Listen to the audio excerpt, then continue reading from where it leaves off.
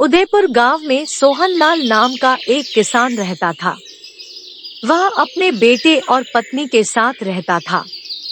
एक दिन की बात है, सोहनलाल अपने घर में परिवार के साथ बहुत गहरी नींद में सो रहा होता है।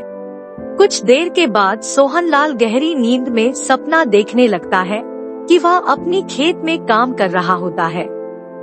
अचानक सोने और चांदी के सिक्कों से भरा हुआ एक घड़ा मिलता है। सोहनलाल नींद में बड़बड़ा रहा होता है और नींद में बोलता है, मिल गया, मुझे खजाना मिल गया, अब मैं अमीर हो गया। सोहनलाल की आवाज सुनकर उसकी पत्नी जाग जाती है और सोहनलाल को जगाती है। ए जी, सुनते हो, उठो, कितना शोर मचा रहे हो आप? अरे भाग्यवान, मुझे बहुत सारा खजाना मिल गया, अब हम सब अमीर हो गए। शांत हो जाइए जी, आज आप फिर से वही सपना देखा होगा। इन दोनों की आवाज सुनकर उसका बेटा भी नींद से जाग जाता है। अरे पापा, आप ना ठीक से सोते हो ना हमें सोने देते हो, हर दिन एक ही सपना देख देख रहते हो। आप भी न कभी एक खजाने के चक्कर में पगला जाएंगे एक दिन। चलो अब सो जाओ। सोनू बेटा, तुम भी सो जा। फिर से उसकी पत्नी और बेटा दोनों सो जाता है और सोहनलाल दीवार घड़ी को देखता है। घड़ी में रात को 2 बज रहे थे। समय देख के वो भी सो जाता है। अगले दिन सुबह उठ के चाय के दुकान पर जाता है। उसी चाय की दुकान पर उसके बचपन का दोस्त चाय पी रहा होता है। अरे यार, मैं कई दिनों से ठीक से सो नहीं पा रहा हूँ, बार बार एक ही सपना आता है। फिर से वही सपना देखा तुमने?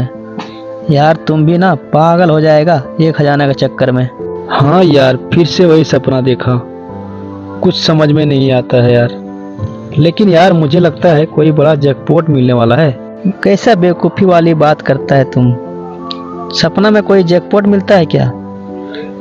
चुपचाप कोई काम धंधे पे लग जा, इसी में तेरी भलाई है। ऐसे में अचानक किसी को कुछ नहीं मिलता। वैसे भी तुम्हारे बाबूजी को मरे हुए 6 महीना गुजर गए, और जब से तू परिवार को शहर से गांव लेकर आया है तब से कोई काम धंधा करता नहीं है। हाँ यार, तू तो सही बोल रहा है। अच्छा हुआ आज दिला दिया तुमने। चलो 2000 रुपया उधार दे दो मुझे, मैं एक साथ लौटा दूंगा एक दिन।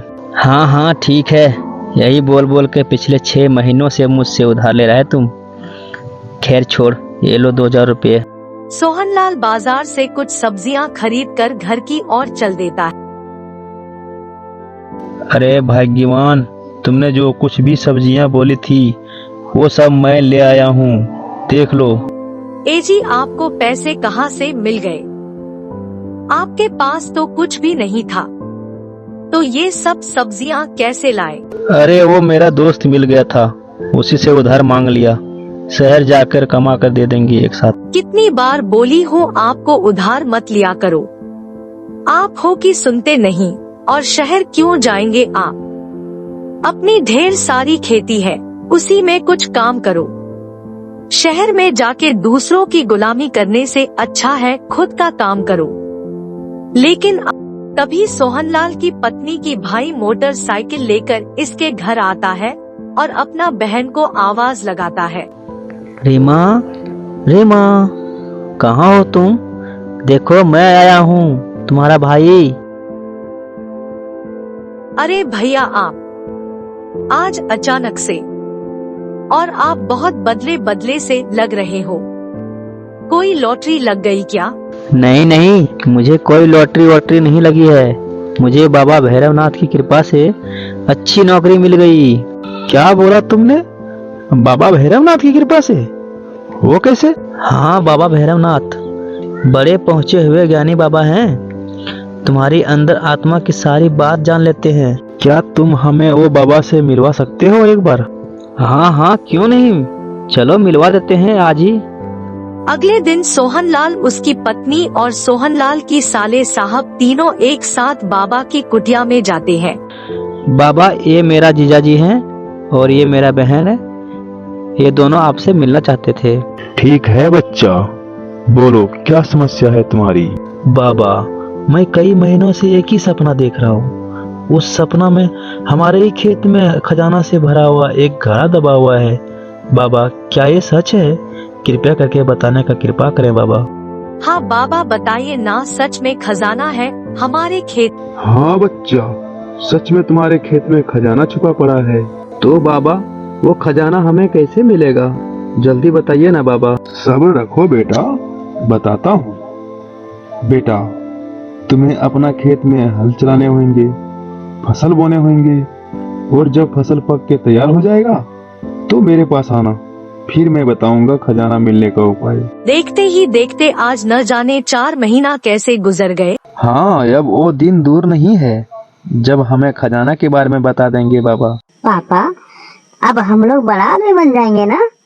पापा, आप हमें कार में घुमाने ले जाएंगे? हाँ बेटा, हम उन पैसों से नई कार लेंगे और गांव वाले को दिखाएंगे। अगले दिन सुबह ये दोनों बाबा के पास जाते हैं। हाँ तो बच्चा, तुम्हारे खेतों में फसल पक के तैयार हो गए? हाँ बाबा जी, फसल पक के तैयार हो गया।